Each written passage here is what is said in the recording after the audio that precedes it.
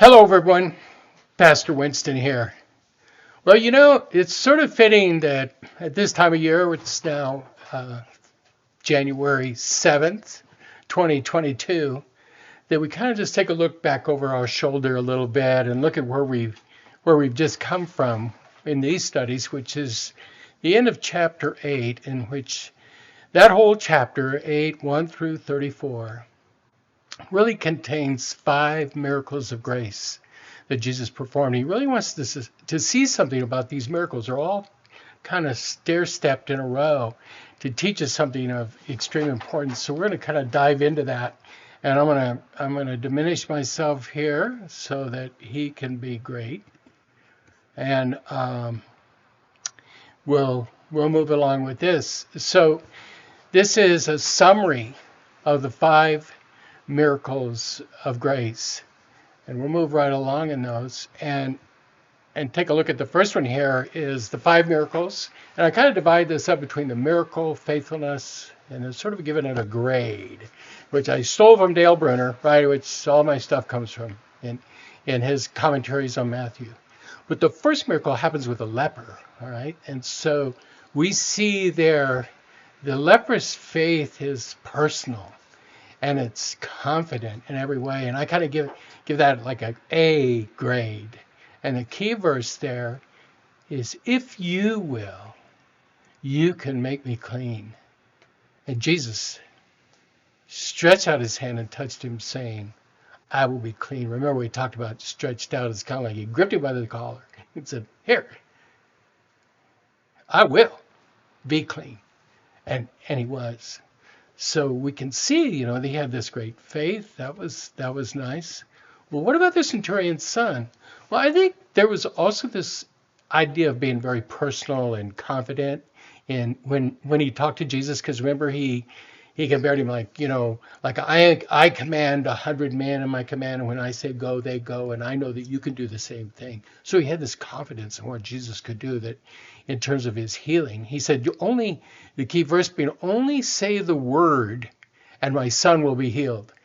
Wow. And Jesus said, go and let it be done for you as you have believed. And so I'm going to give that centurion a grade A. Also, Bruner gave him a B, but I'm giving him an A on that one.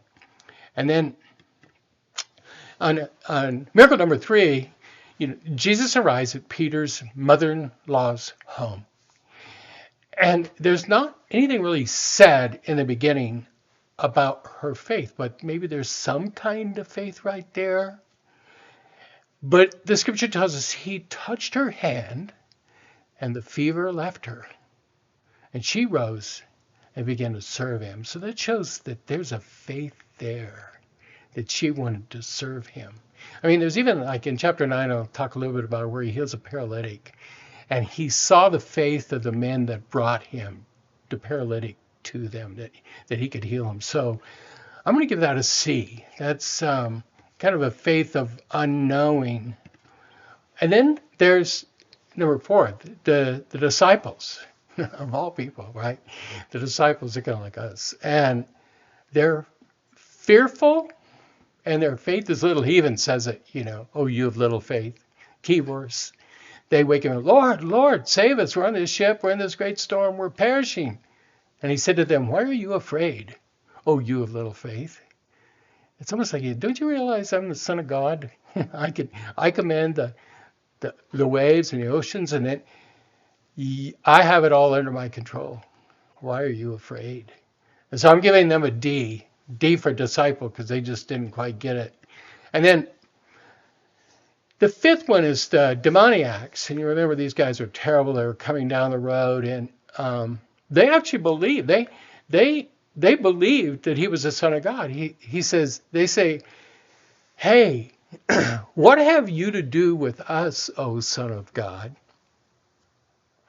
Well, they know who he is, right? So that might be like a faith of knowledge, right?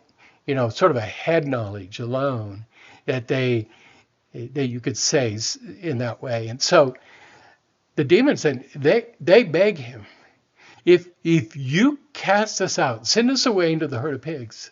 And so in a way he was graceful and he said to them, go. Because you got to think that being to them, it was tormenting for them to be even in his presence. So it was almost graceful that he sent them away into those pigs and off to their ultimate death over the cliff. You look at all these miracles. I want to just rhyme this mighty fortress is our God. This verse. And though this world with devils filled should threaten to undo us, we will not fear, for God has willed his truth to triumph through us. The prince of darkness grim, we tremble not for him. His rage we can endure, for so his doom is sure. One little word shall fell him. So as we think about this, if we think about, what the future holds, and we go into this new year, I want you to really be thinking about how graceful Jesus is. That there's no measure of grace that gets you better grace or gets you saved better or anything. It's strictly a gift of God, not of any works, so no one can boast. So let the gratitude of your heart spill out in your life and in your love for Christ and what he can do for us. And he does for us each and every day, even if it's just a drink of water. And he's given us that and our health. And even when we're sick, he's there at our bedside in every way. So count on him. Lean into him for your understanding. So y'all have a great week. I'll see you soon. And we're going to start in on a series called The 5 Miracles of Freedom in chapter 9. You might read ahead on that. So have a great week. God bless you and take care. Bye-bye.